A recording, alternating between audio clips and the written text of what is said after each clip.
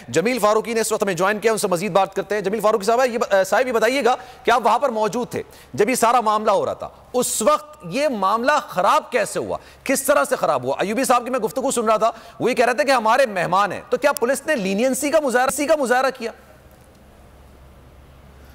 देखें, मैं शाम 5 बजे से पार्लियामेंट लॉजेस के अंदर मौजूद था और फॉर्चुनेटली वहाँ जहाँ पर किसी की एक्सेस नहीं होती है, one of the police individual was my close classmate, तो मैं उनकी गाड़ी पर बैठकर वहाँ पर गया और सिचुएशन मैंने अंदर जाकर देखी।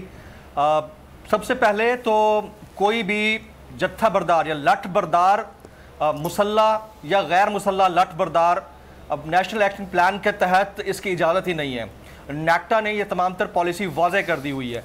तो दोपहर के वक्त अगर कोई मेहमान भी इस तरह से पहुंचा है तो उनको पार्लियामेंट लॉजेस के अंदर एक्सरसाइज करते हुए वीडियो कैप्चर करने की ज़रूरत क्या थी, या पूरी दुनिया को ये दिखाने की ज़रूरत क्या थी कि देखें जी हमारे खासा बरदार फोर्स यहाँ पर मौजूद है।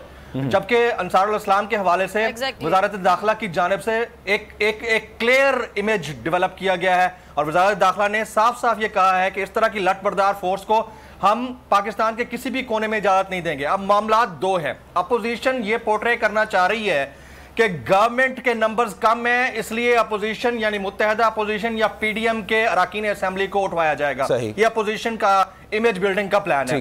जबकि गवर्नमेंट ये कहती है कि अपोजिशन के पास नंबर कम नहीं है, इसलिए वो इस तरह के टैक्टिक्स इस्तेमाल करके कानून को अपने हाथ में लेंगे और उसके बाद जब गवर्नमेंट कोई कार्रवाई करेगी तो इस तरह का पूरे मुल्क में कॉल कर दिया जाएगा कि आप आए और रास्ते और सड़कें बंद करें।